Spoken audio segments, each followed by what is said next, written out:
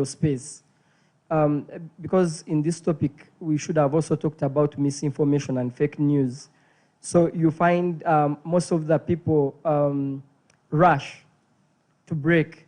But for me, I was saying, as you look for, when I was working with Monitor around the 1990s, one thing I had told myself was to write one story, even 1 year. Around which year? 1999. Okay, please proceed. Yes, Sorry 22 years down the road, I've been in media. But I used to focus on doing one story, do it very well. And those are the stories that brand you. But today, for example, when the bombs went off, I haven't written a story. I've been reading what other people have been writing. So I will only look at that aspect where I have knowledge and skill, go for it, write that one story. But I was trying to advise us, all of us, that as we look at online as a business, let's avoid that fake news or misinformation in the name of breaking news. You heard in the morning Tabu saying, and actually I know one of their reporters who recently was asked for a recording, and he kept saying the recording is coming, and you either get fired or your business goes down. So for us, in order to make online thrive, we need to be that people who really do more work in investigative journalism, developmental. I met Sarah for the first time, and I told her I've been reading all her work through Twitter and online. When she's been on Uganda Airline, flying and telling us the good things about Uganda Airlines, I was able to follow. Now, that means you make people trust in you. But when the other day on 15th, I had reached Entebbe Road, I found they were rerouting cars. Between Entebbe Road and Mapera, there was a bomb scare. I had to jump out of a car. I didn't know what to do. So I didn't go on my Twitter anywhere to write immediately. I took time, took a photo. After I knew I was safe, I wrote later. But you find most of our people are like, there's a bomb in Nansana. So are you going to build your name on that? Soon people will say, oh, we know that one. That one we don't trust. But for me, I know people who have called me from wherever they call, and they say, we want to know, is it true this has happened? So if, as the media, we can use that opportunity of being the source of authentic news. The other issue of citizen journalism, misinformation, and fake news, it will make us earn more money when we are trustable. Thank you very much. I want to add something. COVID has also helped us in one way, with the online being original enough and avoiding plagiarism. Because the major source of income of most websites during the COVID period was AdSense, the Google ad revenue. Now, each and every time you plagiarize or even copy content, Google sends in an email asking you to stop plagiarizing. You are violating one of the policies of Google. So in a way, because people don't want to lose their revenue, they get back to writing content themselves, sourcing stories, and also having detailed stories well enough to be published and also continue having their revenue coming onto their accounts. Thank you very much.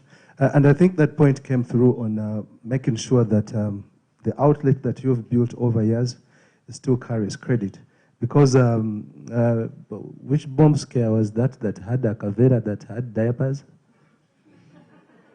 The one on Akamwesi. So you go and you say there's a bomb at Akamwesi. Next day they say diapers. I'd be like, now you have to pull down that story. And stories that run online still remain, and they don't go away. The best thing to do sometimes, most especially if it's good to quote a source if you want to rush in being fast. It goes back to, I think also Dr. Emily talked about it, and someone else also reiterated the same, that what is killing most of the outlets and most people online is trying to be the fast. That Museveni is dead. Okay, sorry, that's, okay, the dog is dead and dead. Okay, now I don't mean like, anyway, like something has happened and then you post it right away and it's false. You'd rather quote a source and say that probably the Daily Monitor writes this and this is happening. So it puts you on the side. Like at least they know you're following news and it's not exactly on your head. I think she was here first, I'm not sure. Maybe because it's a lady thing, so just be patient. Sorry. Thank you so much, Sean. So talking about building resilience after COVID-19 era and all that is happening, as journalists, something that I normally share with fellow journalists or my colleagues is you need a brand of your own. You as a journalist, you need to have a brand. And that takes us back to specializing, that when someone needs investigation, it's going to be you they're going to go for. If it's going to be health, it's going to be you. And the gentleman has told us that there is no benefit or there's no profit in rushing to break a story which is false. I remember the late Pastor Igabizayo. That gentleman, I think they reported him dead like 3 times. And NBS was among the people that gave us false. And it's so unfortunate that these days we have screenshots. Yes, you're going to pull it down, but someone has already screenshot it and it's going everywhere. And then it is so disheartening that these days people will say, where did you get that story from? From this media house. Those people are always full of lies. So I think it's you as also a journalist, you have the credibility that when this person brings a story, your editor is 100% sure this is correct information. They'll not have to make calls again. You have to do it as an individual, you as a person. And also, us being able to build our own brands, regardless of where you're going to be, you're still going to be able to make an impact. Sarah was with Galaxy, but when she left Galaxy, right now she's still a journalist, and she's benefiting out of it. I don't remember the last time I saw Sean on TV, but I watched him while I was growing up. And, and until... That is dictatorship, eh? You can leave her to finish up the comment. Woman speak. Sorry, it's my sister. I don't know.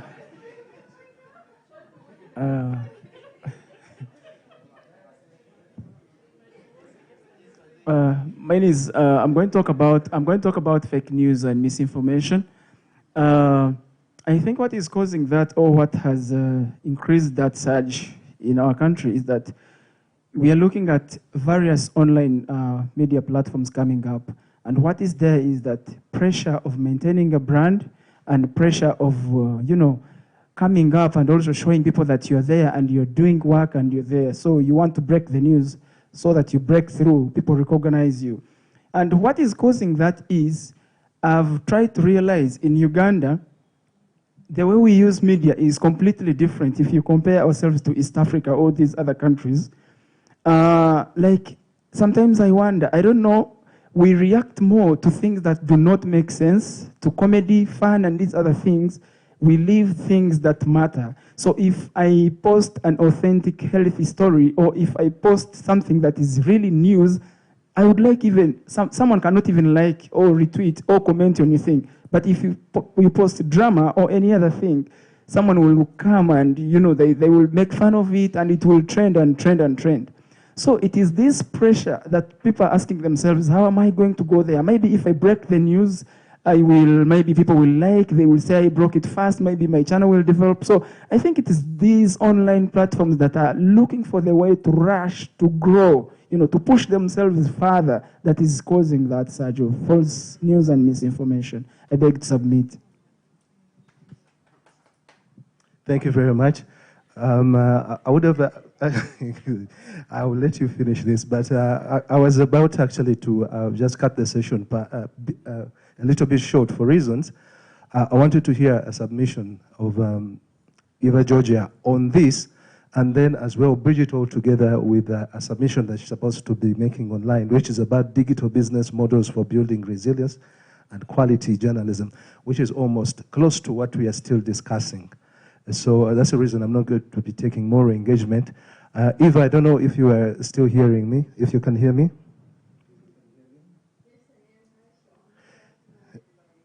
Good afternoon, so they say. I think everyone can hear you. But I think you heard a little bit of what we were discussing.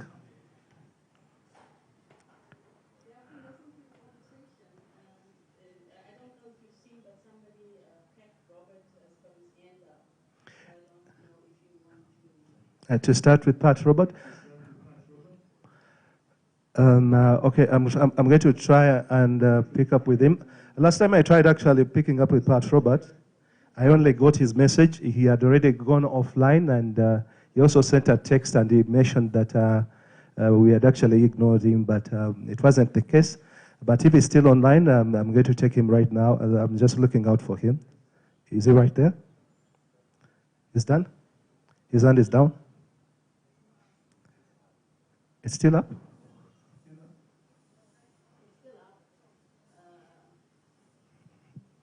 It's still up, actually. He's on mute, actually. He's on mute. He can't be able to say anything. Pat, can you hear us? Pat Robert. It's good hearing from you.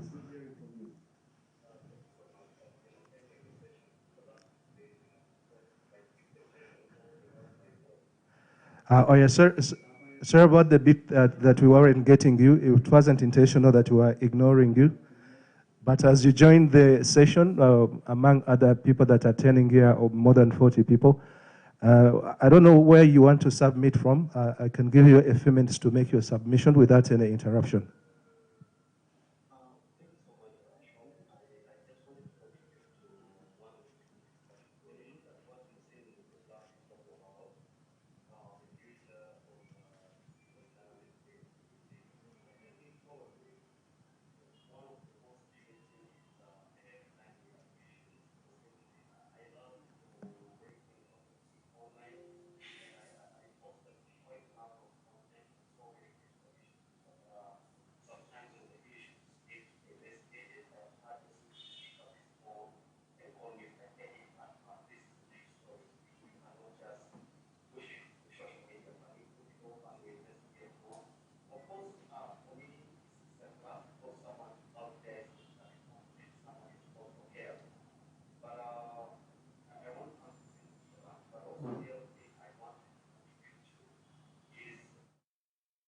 Everyone is discussing the online platform, the online platform. It depends. If you create your online platform to come and make money, and then you might be disappointed because if the money doesn't come, then where are you going? I have been, when I started out 2 years ago, I think I started reporting on issues of albinism across Uganda. And for me, my niche, whether I am in mainstream journalism or I am not there, I have made a mark for persons with albinism across the bigger space. I have moved to some countries talking about albinism. I am not one with albinism, but because it's taken a lot of time to talk about albinism, it's a topic that anyone would not even associate with. So niche journalism here is very important. But also I have a problem. When you want to find a niche, what are we going to do with this kind of newsroom where editors don't respect people's beats? People are just jumping on everything. The riot is there, you are reporting. Somebody has fallen in a sewage tank, you are reporting. It's just a whole lot of funny reporting projects. And the other thing is, how then will a journalist find his niche? When someone is reporting in court for the last 1 month, you'll hear that he has been shifted to go and report health stories. Before he has mastered the health stories, he has been sent to do the sports stories. And for me, I think the journalists who are attending this session, or the ones listening to me, you need to know where is your price tag. Once you identify where your strength is in terms of reporting, and then you build a stronger niche in within that sector so that you can be known, you can be recognized, you can be appreciated. Branding does not come with jumping on every story that comes across, but branding comes with finding a niche and standing by that niche so that you can be the big man on the playfield. I have done that with the Albinism project. I am very happy. When you look at when the other guy of the deaf was talking, I wanted to submit to the fact that many times when you're talking about accessibility on disability reporting, many people don't understand. The guy who was a guest there earlier on is deaf. Probably his problem is he cannot hear, he has just to illustrate with the fingers. But again, our journalists need to know the difference between a deaf person and someone who is hard of hearing. Whereas the person with hard of hearing can speak, he has only problem of listening. So all these things are just so many issues that we need to understand as journalists so that we can be able to build a stamp that is going to last forever. Moving forward, I think in northern Uganda, we are doing a collaboration. Already we are working with TDN News and Northern Newswire to try to run the same stories. The current project we are doing is on road safety. And we think if everyone is going to run these kind of stories, we talk about road safety, the dangers, the challenges collectively, and then we are going to reduce on the numbers. Everyone is talking about the post-COVID, but you know that even after COVID, many people are passing into the road crashes. Where are we putting these stories? Why are we jumping on what we think is very important and leaving what is plaguing us? Have a good evening. I am off now. Bye.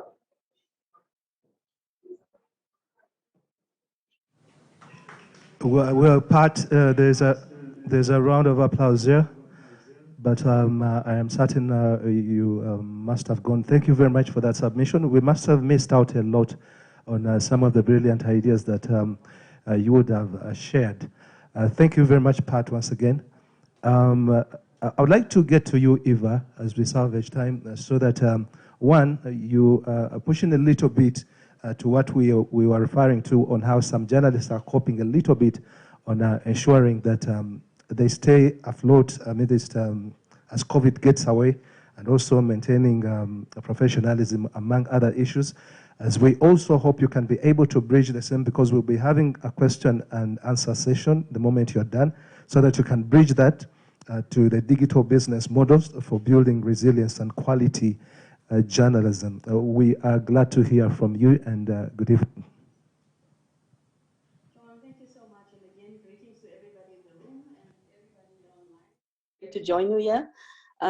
I spoke to Jen just before the session, and we had agreed because of time, it's afternoon, people are tired, that to leave the speech and to just get into the discussion of talking about different models. For me, the conversation that just happened with the speakers there, I have to say, congratulations. I take my hat off because that's exactly what's in my speech. Everything they say is relevant. Without the media changing how they are doing media, it will almost be impossible for media in Uganda, especially small and medium-sized media houses, to become sustainable unless we see a shift in journalism. So I just need the host to give me sharing option so that I can share my screen.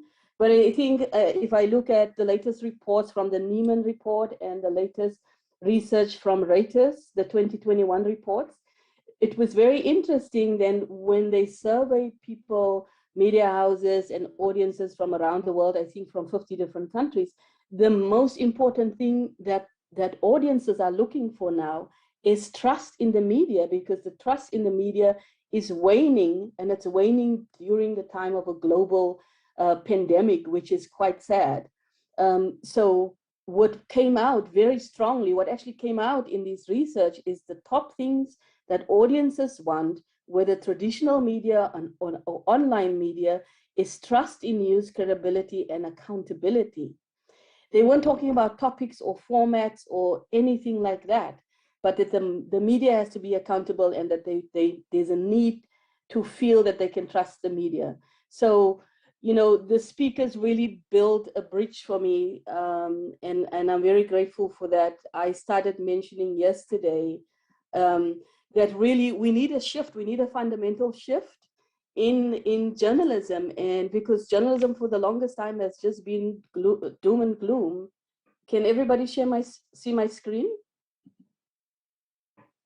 Okay, Sean, were you able to see my screen now? Okay. Can somebody respond to let me know if they can see the screen? Yes. Okay, thank you. So what I was starting to refer to yesterday is, you know, there's a movement that is happening over the last couple of years, and it's called constructive journalism. It includes solution journalism, but it goes beyond solution journalism. And I think this is at the heart of sustainability and sustainable models, because we need to change and what constructive journalism does is make the journalist himself become the facilitator to the facilitator for debates. You know, the facilitator that tells the whole story and always look at every aspect of the story rather than breaking news. And we don't say don't do breaking news, but what type of news are you doing? Are you doing news that is sustainable, or are you just following the crowd? Are you become a leader in the news, or are you just, you know, continue to create negativity? So we say, can there be more positive news? Can there be more constructive news? Can you create more collaboration in news? You know, and can you engage on every level all the time? So without the basis right, without a shift in journalism, without moving from sensationalism, moving from following the crowd, moving from negativity, it will be very difficult to move towards sustainability. So I'm just gonna mention some of the models. I think, you know, we all know that the traditional advertising model no longer works. And over the last decade, the model that has become really popular prior to COVID-19 was to have a mixed business model. And the mixed business model meant that media houses were engaging, generating money, not just through media services, not just through advertising or sponsorships, but doing things like events, doing skills-based training, having concerts. And so that has continued into online events, online concerts. You know, now media are training other media or training NGOs or doing specialized services online. It's very interesting that there's such a resistance, not just in Uganda, but in the newsrooms across Africa. But I think in Uganda, it's a little bit extreme, I think, when news editors kind of keep the old line of journalists must just work for this particular media house and you can't publish anywhere else. So I strongly believe that the editors themselves need a shift in mindset, that you cannot go back to business as usual. Because if we look at blogging, if we look at, you know, podcasting, who is it? It's influencers and it's journalists. It's independent journalists that has become content creators, and they are part of the group that are generating sustainable funding. So it's really something to look at, that we need a mind shift in the newsroom, that we need operations to change, that journalists need more freedom to be able to create and produce and work in collaboration. There's no reason why, I mean, a media house in rural Uganda should be proud when their story makes it to the national news and then makes it to the international news. This is important. It is how you build your brand and how you create credibility for your news, right? So I think those things are important. And part of the models I want to talk about is the subscription model, but not just the typical subscription model, the donation model and the membership model. I think it's some of the models that have really, over the last 2 years and over the last 2 years have had a real impact since COVID. Other areas, are streaming and e-commerce, which is not really something that the media in Uganda, I think, will go into. So so when we look at the impact, right, how do we shift journalism? How do we make sure journalists can sustain themselves? And with that sustainability, help to sustain their own media houses. Now, for people that's been in the training with me a few weeks ago, some of these things will be familiar to them. One of it is called, a company that started in 2020 called Substack, substack.com. And so in short, Substack is an online newsletter. And it's, if you think of a store, it's a one-shop stop. So it has a subscription model. So instead of you now as a media house, because we know resources are scarce, we know people are overwhelmed with the type of content they need to produce to be able to generate money online. So here, Substack, what it allows, it's a one-stop shop. All you have to do is to write your articles and bring your email list with you. So in short, with Substack, here you can see what it says. With Substack's model, a steady base of 1,000 subscribers paying $5 each a month earns you $60,000 per year, right? And so everybody that has started with Substack as independent writers, as independent producers, independent journalists, are all making money because all they need to do is bring their content. They own their own work on Substack. You own your own content, your own IP, and your mailing list is yours forever. So they've created a platform where the topics of interest allows you to help grow audiences online, right? And so this has become, actually, they've won many awards in the past 2 years, and particularly this year, with becoming a company that is sustainable. So writing content, you don't have to now go and create your own blog. You could just go and write topics on here. I would say if you as journalists in Uganda that is now on this conference, right, we talk about specialization, the speakers all spoke about specialization and finding your own niche. Well, what if these radio stations work together and collaborate and decide what type of topics they are going to write about or produce? Because one of the things is you cannot go at this alone if you're a small media house. You don't have the numbers, you don't have the capacity. So one of the areas is to collaborate and to work as a group. I always say, instead of writing a proposal for one radio station, why not write with 2 million audiences? Why not write a proposal for 10 radio stations with 15 to 20 million people? You don't have to be friends. You can still be competitors, but you put content into the media landscape that is positive, uplifting, inspiring, and at the same time, you can do investigative reporting because you have a lot more access to money. So Substack, you guys can check it out. I'm not going to go deep into it, except all you have to do is sign up, post your work, and basically you come in with your mailing list. Substack's algorithm helps you to grow your mailing list, and money will start flowing in. It really is as simple as that. Like I said, it's an award-winning online newsletter, and it has taken the media world by storm, seriously. And then we look at Supercast. So Supercast is a subscription-based podcast, right? And it does pretty much the same that the newsletter does, except it's a podcast. Now, a lot of my trainings this past year, and I can tell you I do online training in media viability every day for around the world. And what people are saying, we don't have the capacity. How do we develop a podcast? How much does it cost?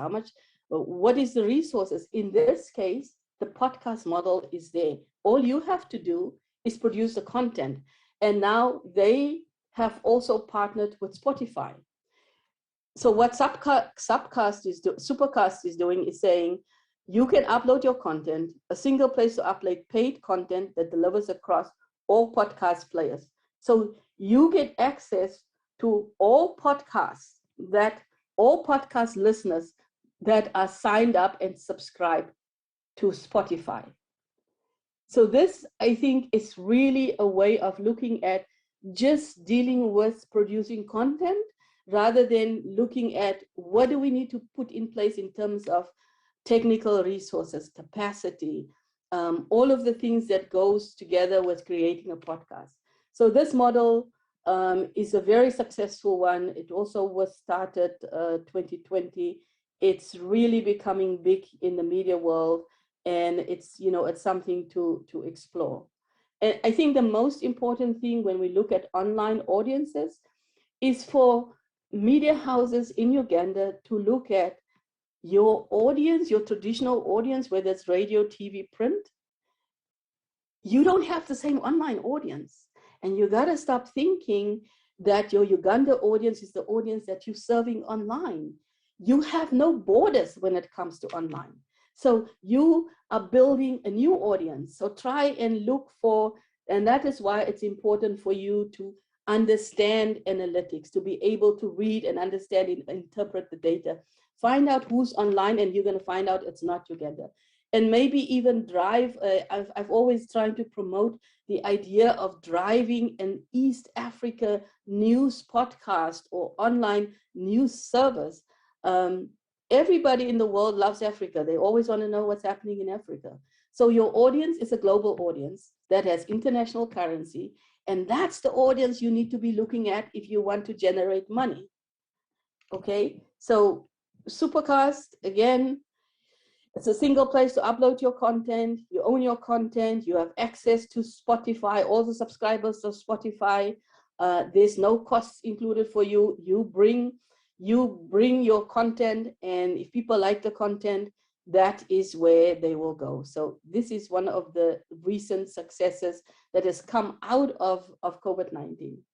Now, I don't know if any of you are familiar with the Members of Puzzle program. This was a research project that was funded by many, many philanthropists, including Bill Gates Foundation, the Knight Foundation. All the big donors around the world put billions into this project. And it was building healthy membership communities, lessons from newsrooms and around the world. I'm just going to use a few.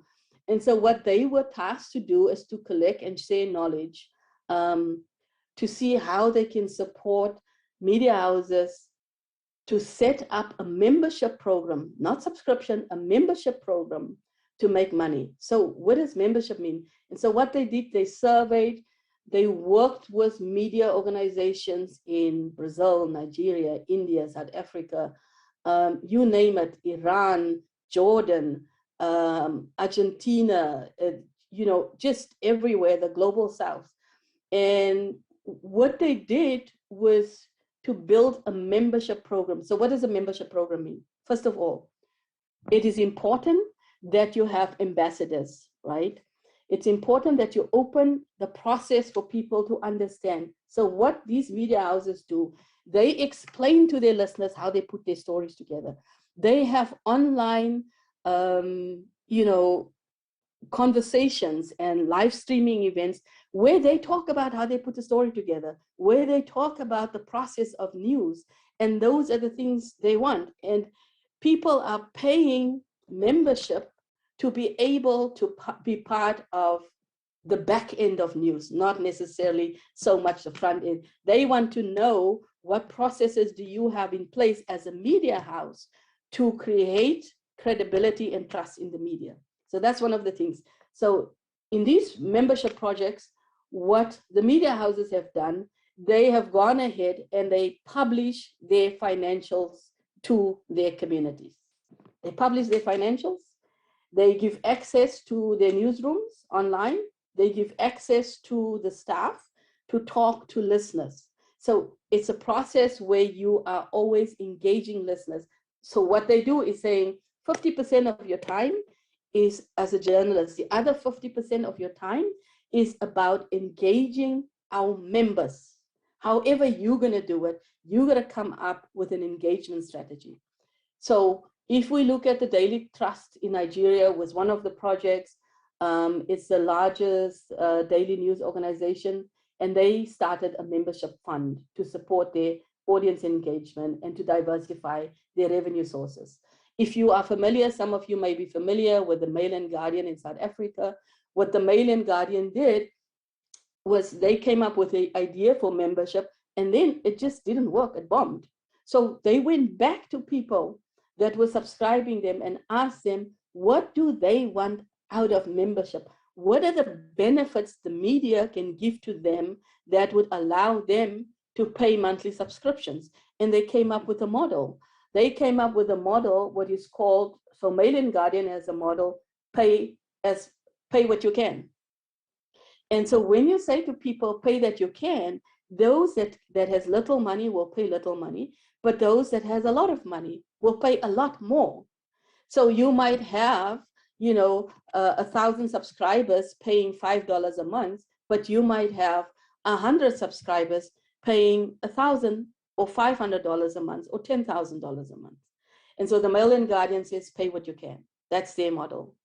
The Citizen Bulletin is a Zimbabwean nonprofit news organization, also went with a membership program, and the volume in South Africa is a podcast service. And basically, it's about accountable journalism, credible journalism, trust. And it's about making sure your media staff are available to engage members.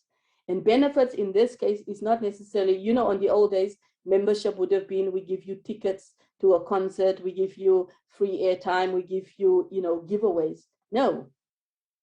These audiences now says, we will pay if you can prove you are spending your money in a accountable way, you are producing news that is trustworthy and credible, and we are part of that process.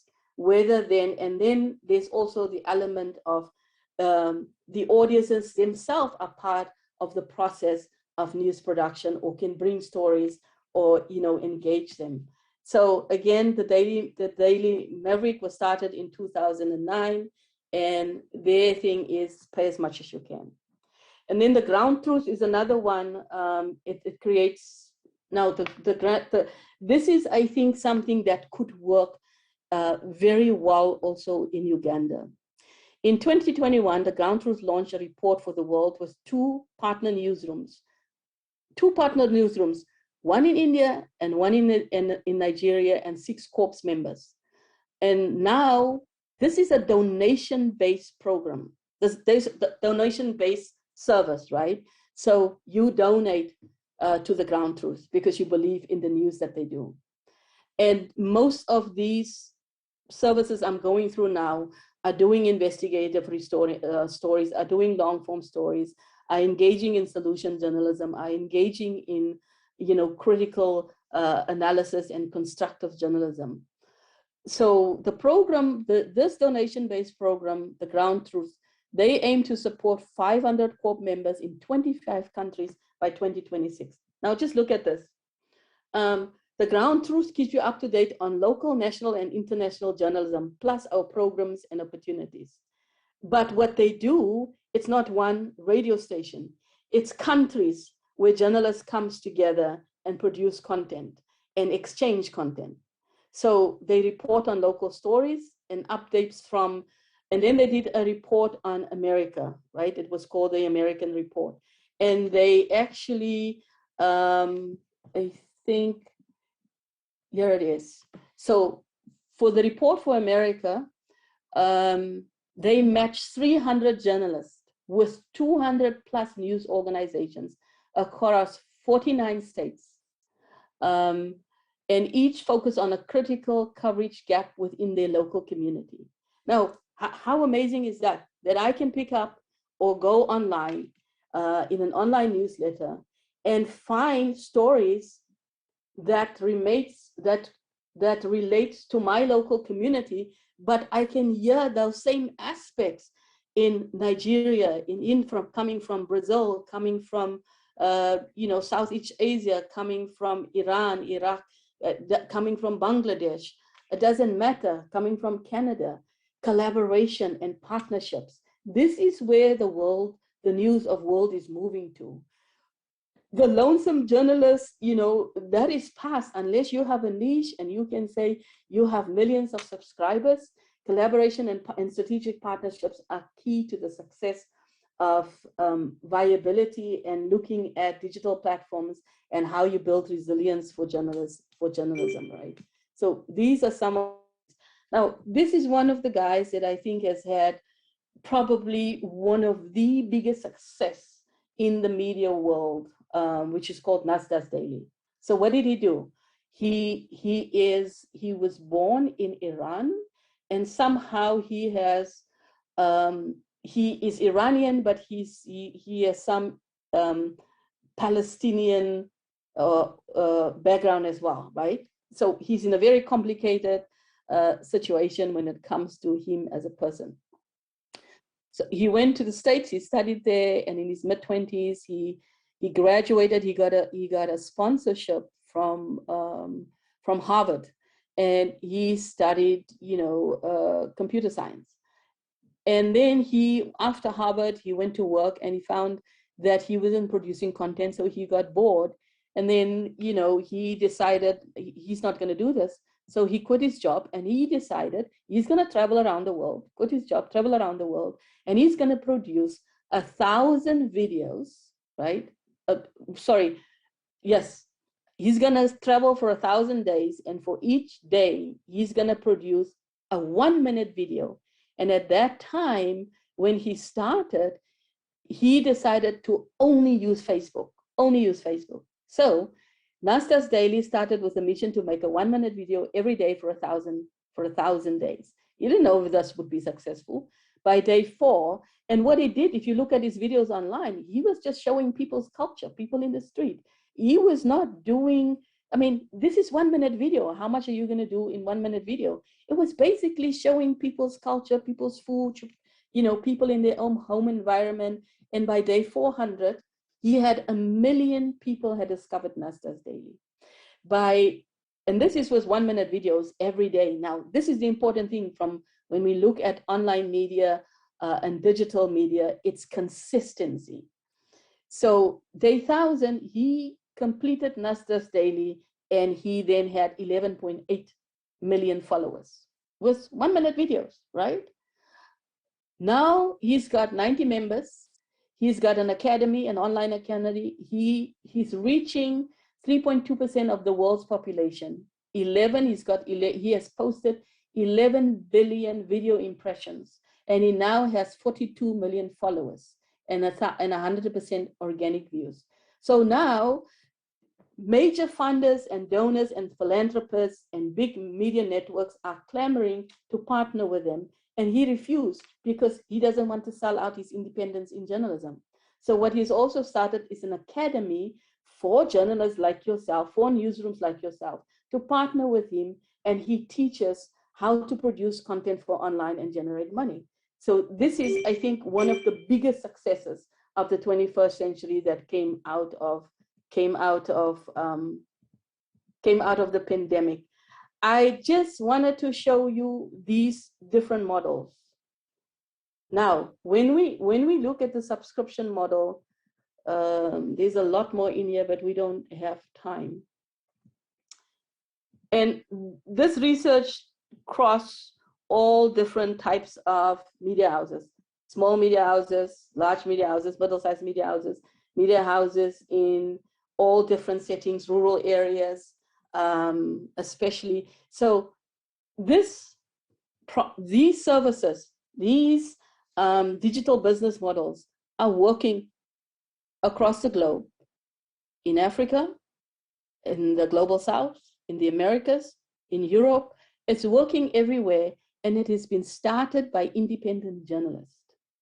So the donation model, what I'm saying is, I always say, if you heard me speak, one of the most important things you need to do, and I'm a strong advocate for it, whatever you innovate, whatever you do, whatever platform you use, please, you got to put your audience at the center of what you're doing. You got to know who your audience is.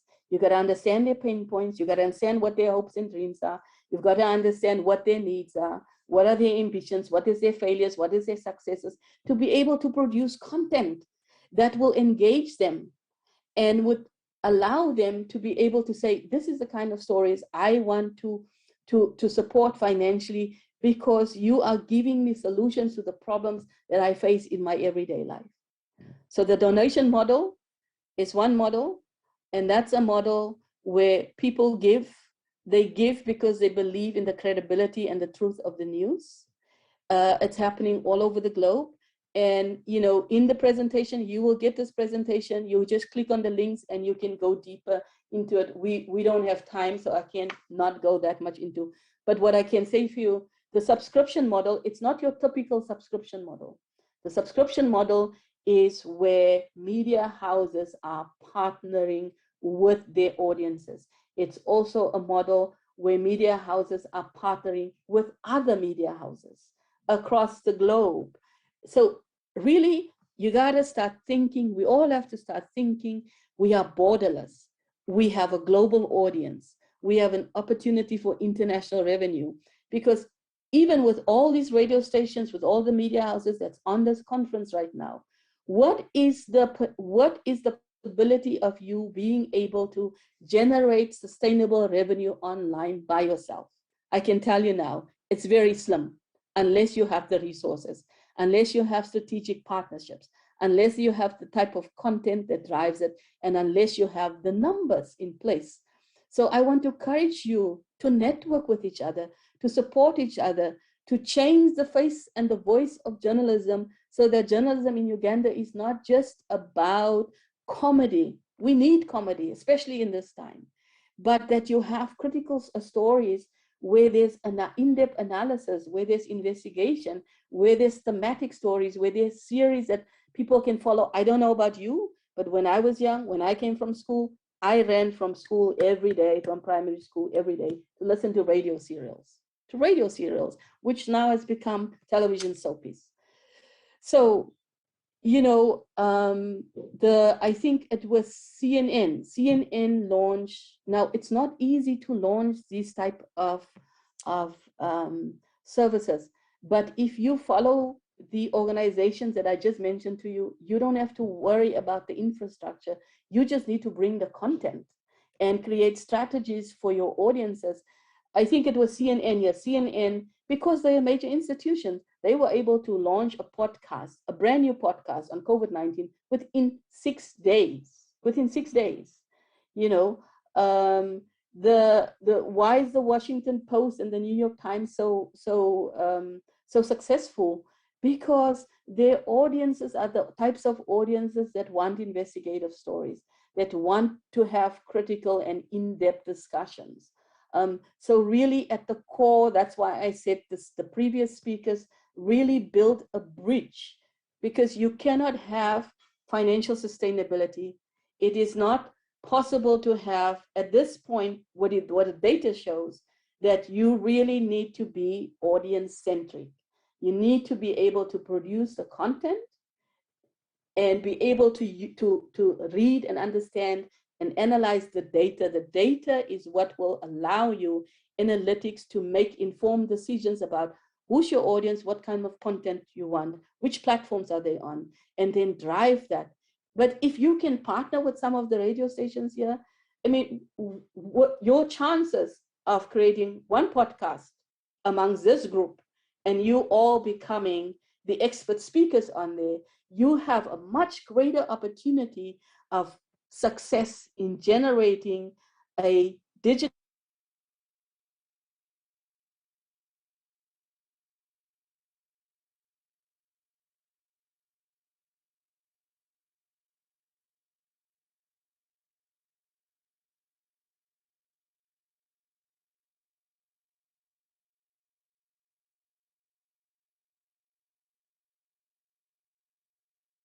The connection. You know, technology is amazing.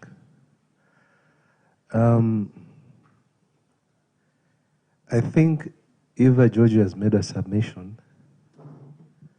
that is, are we trying to get her back? even at a point where she's made a submission that I must accept is quite an education. For those of you that have been clearly and closely listening, even to me some things have baffled me, but I think she's just pointed at a few opportunities that that don't require you to have an appointment to catch up with, that even where you're seated, you can start up on the same. And she went about the niched journalism. That in this day and age, as we have very complicated CEOs and media proprietors, that versus versatility and multitasking. And I think she's encouraging most of us to be broad-minded. You know, earlier on when I mentioned that,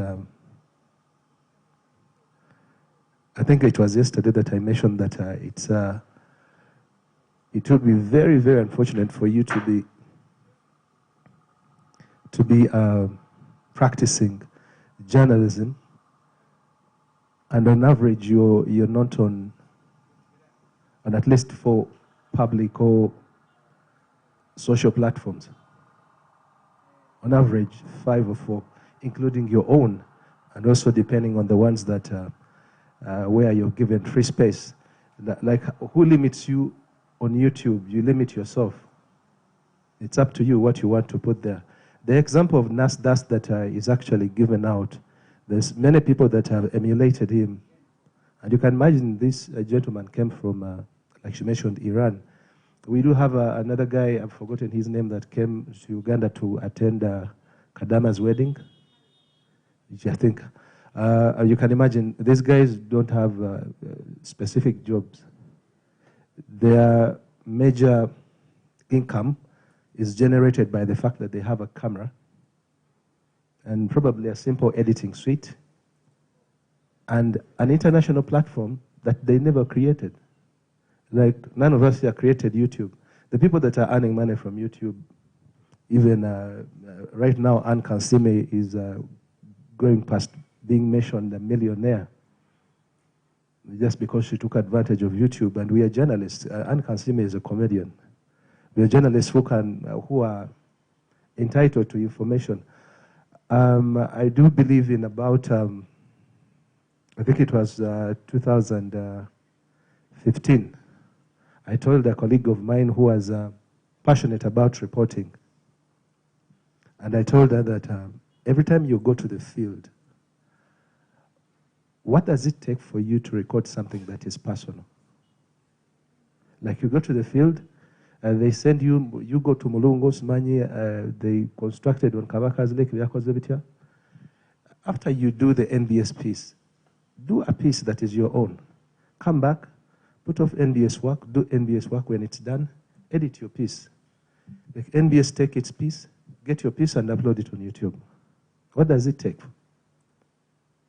Like, what does it take? Everything is there. They've given you a car, probably even given you per diem. You're using the company's camera. Like, what don't you have? You are there. Not like when you record yourself and you're recording something that is your own, the picture will not come out. What is wrong? Like, it takes a second. This gentleman was doing a 1-minute piece. What if you do a 1-minute piece as well? And you put it on YouTube. It is simple knowledge that sometimes we ignore, maybe out of reluctance, but it's the way to go. While we wait for Karamoja to develop, I think that particular phrase has always been there. And in this day and age of digital era, it is still there. We will still wait for, while we wait for Karamoja to develop, which means we cannot wait for Karamoja to develop. Certain things are taking up the world. There's a step that they will jump. When they told us that we will be paying for television, all of us would say that,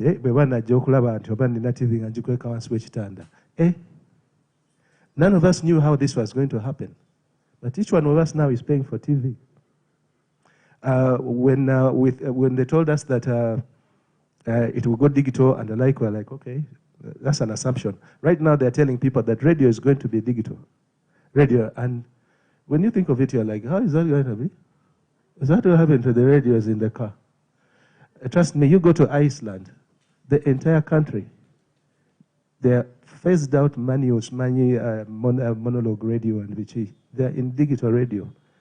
They were the pilot, and it has worked out. This is the 4th year. You think it won't come here?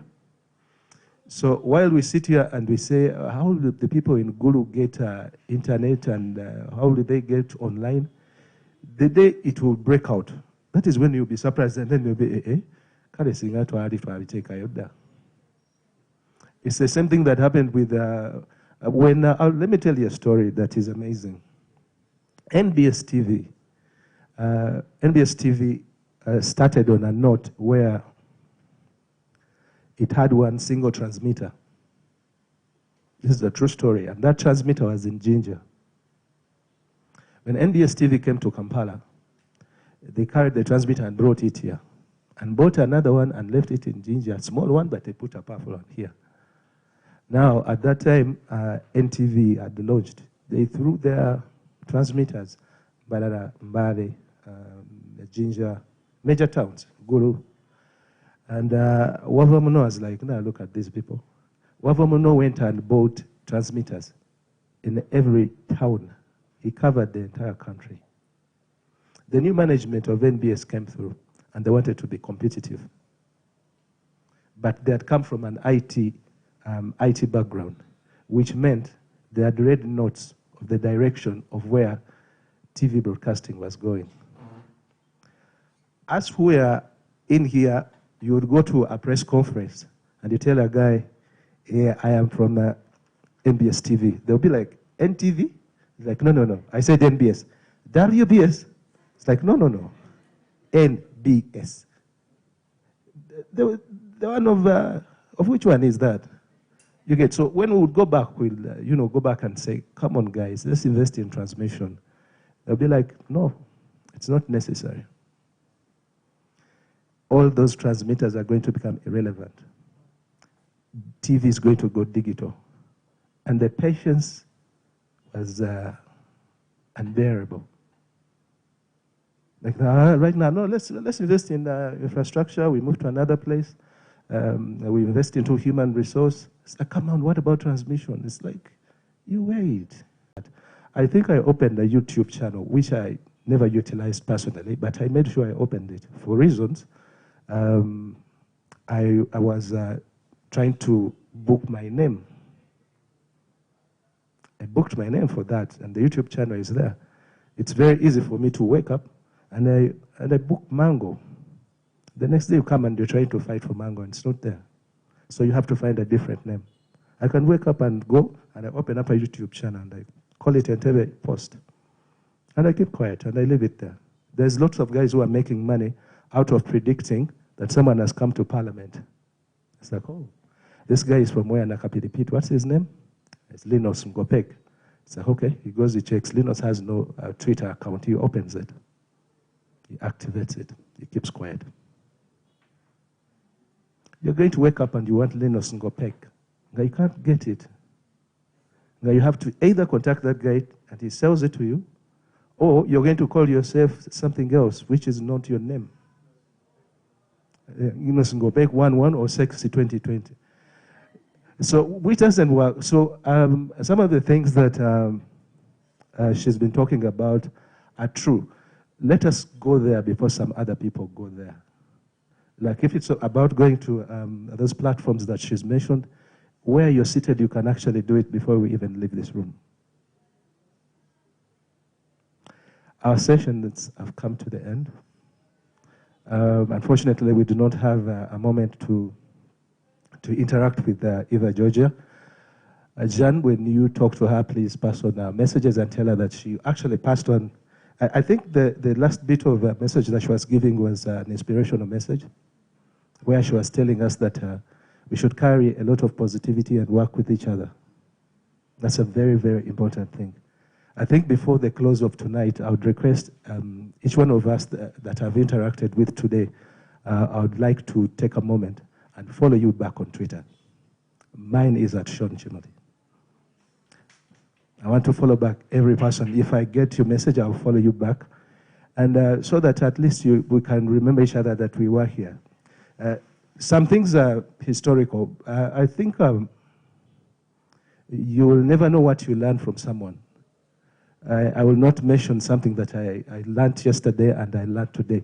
And it's actually among the individuals here, which is unlikely to some people. You might think, okay, that must be like maybe Barbara or one of the speakers. No, it wasn't one of the speakers. It was one of the individuals that were interacting through. Yeah, it's getting slower because our session is coming to an end. I'm about to welcome Jan to come and do a wrap here.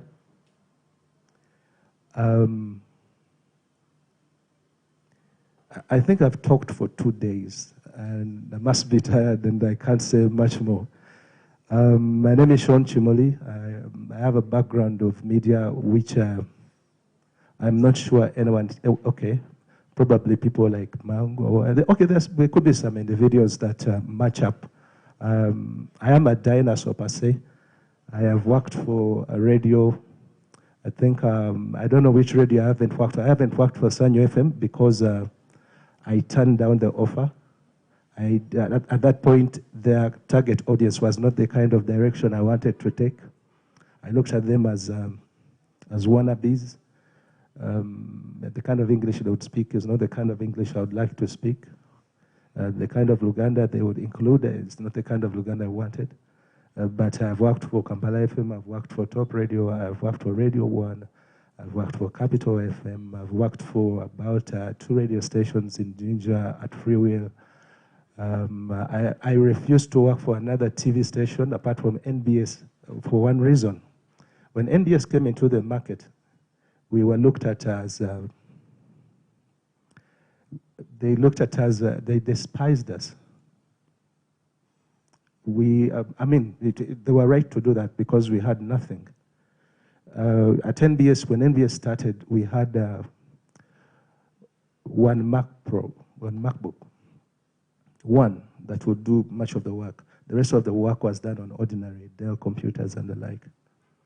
When NTV opened, the first time I went to their open space, not with bias, but the first time I entered there, if you've been to the original offices of MTV, what you enter like this and you see Mac. I was like, what in the world is this?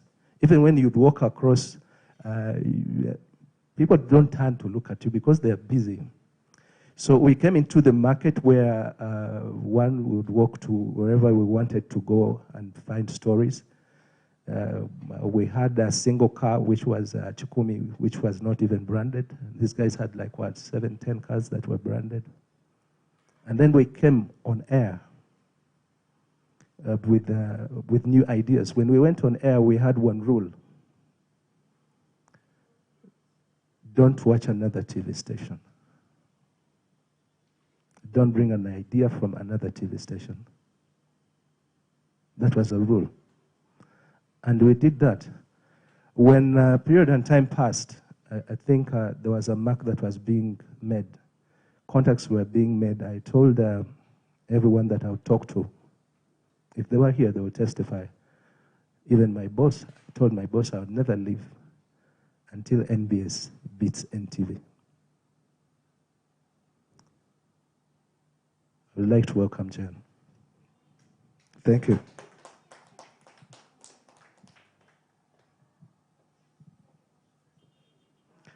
Thank you, but I think the major point is about self-belief and what you can do and how you can do it differently.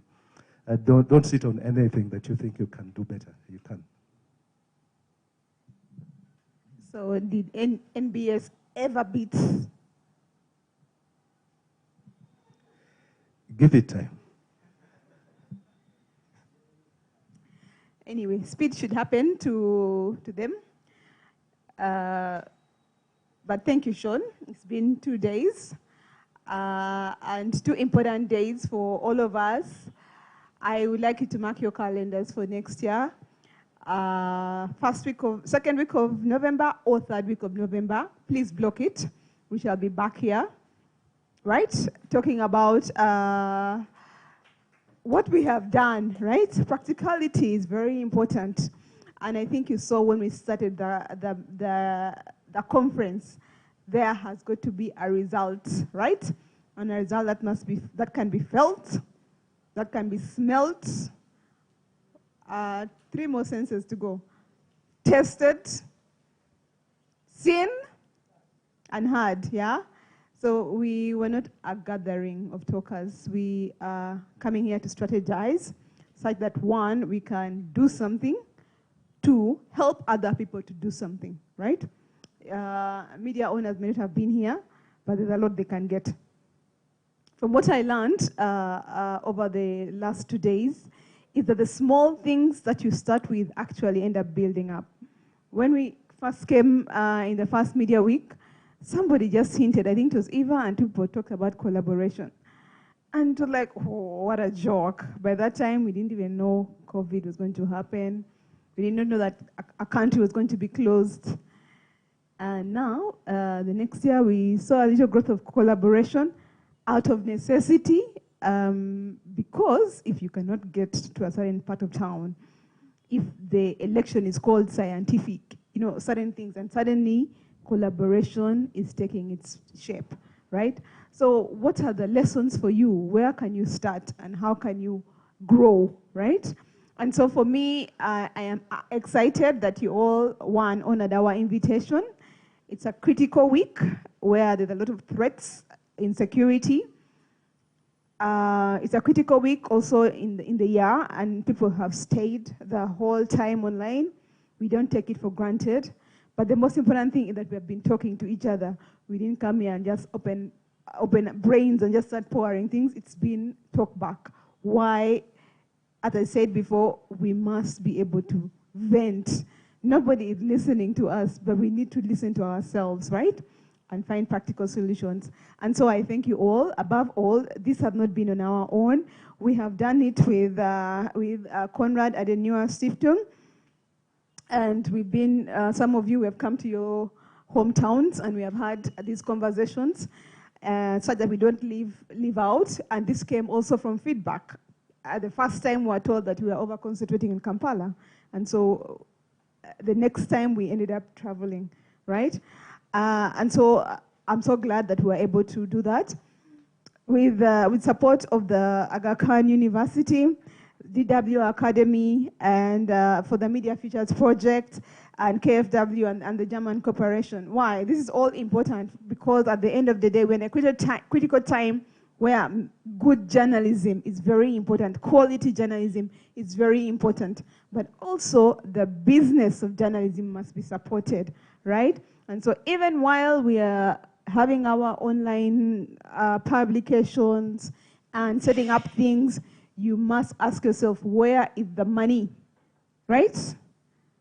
And then the other question is, where is the quality journalism? We must be accountable if we call ourselves journalists. We've learned that. And so where is the money? How is your content looking like? How are your audiences looking like? How are they engaging you? What are your partnerships looking like? So I am just trying to summarize just as much, but I think each one of us has a takeaway of what they are going to do, and I'm going to ask you, if you do not mind, there's some small pieces of paper there apart from the evaluation forms. I really love these sticky notes, and so I want to collect them. So if there's one reflection, the one thing you are going to do differently after this conference, we would like to know.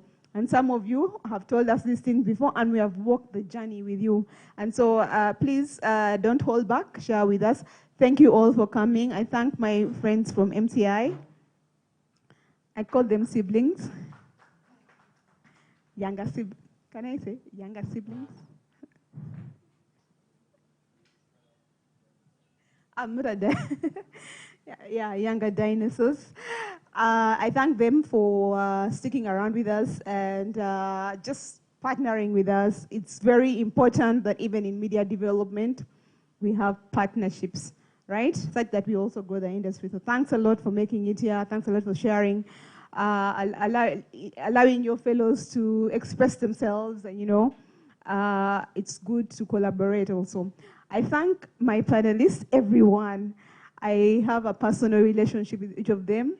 And it's good that they were willing to come at short notice, but also providing free information. Like Tabu said that when he's a reporter, he gets free school fees. It's free degrees, right? And so these guys have been offering us free certificates in collaboration, certificate in resilience, certificate in media viability. Please, guys, don't take it for granted, and we really appreciate you. We know that it's not the end of it all. Hopefully, we'll go back to Kigezi this time. Hopefully, we'll have a boat cruise in Entebbe, discussing dialogues and all that, media dialogues. And then, yes, there's quite an interest in community media. Please, I think that the journey is just beginning. And so thank you all for participating. Follow us online and stay with us. Call us and ask us the hard questions. And the easy ones, just say hello. We are going to be back next year. I promise it will be bigger, it will be better, it will be more, I don't know, more celebratory, because I'm sure we shall have even more results coming out. So thank you all and have a great evening. Have a good start to the holiday season. And let's enjoy the journalism we have. Let's count our blessings, you know, and just be happy that, you know, we've learned something and there's a chance to do things even better. I would like to thank my team in a very special way. Hopefully they can stand up and wave as a matter of instruction.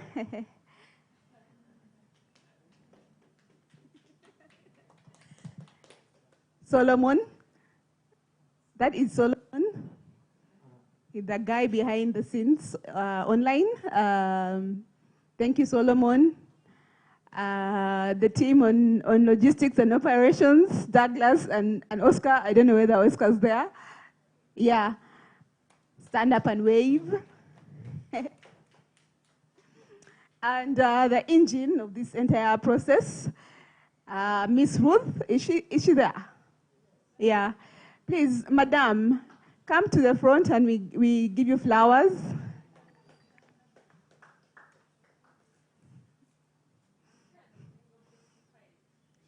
Oh dear.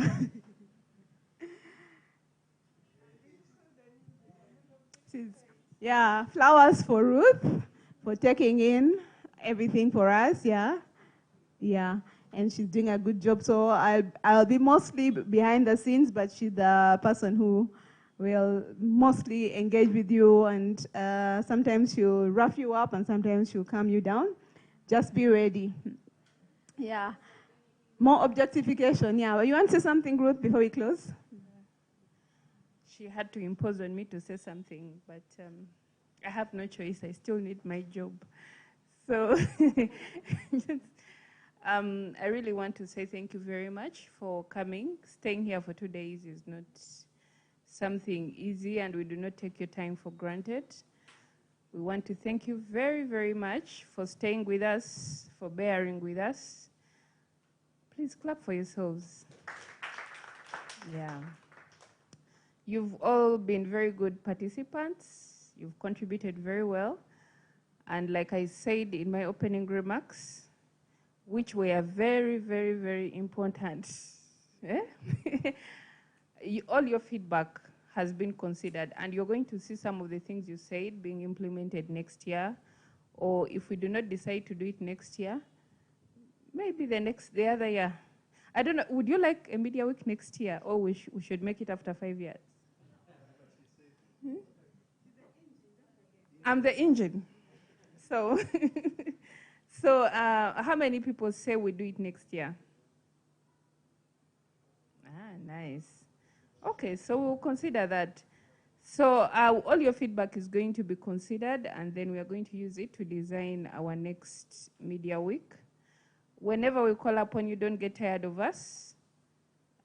We have selected you for reasons, and I think you all, who said Tabu? Yeah, Tabu said that we selected the right people, and I am glad that we did, because all of you have added value to this media week. Thank you very much. I wish you a Merry Christmas and a Happy New Year. I'm already in the Christmas mood. If I ignore you, you know I'm in a Christmas mood. Bye.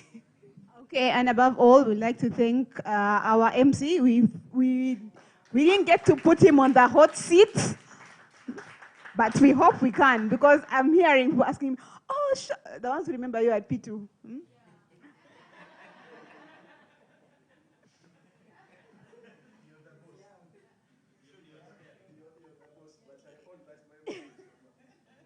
So, I mean, we would like to give a really genuine round of applause for Sean. Yeah, he did a great job, and under so much pressure from some of us, and I really appreciate. It's always good to have somebody who also understands the subject, so it becomes easier. And that also is an area of viability that we all need to explore.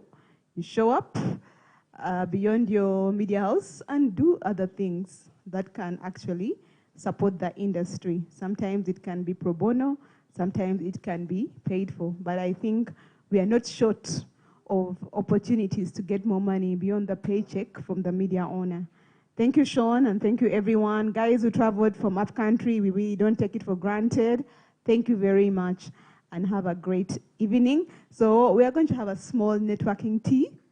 So make sure you get all your numbers, get all the people you need to talk to, ask us all the numbers you want, those ones who have opened online publications, all those ones who want to get scholarships, what.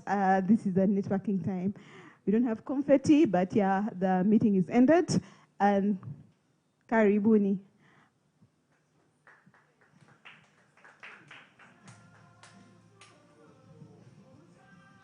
Thank you and God bless you.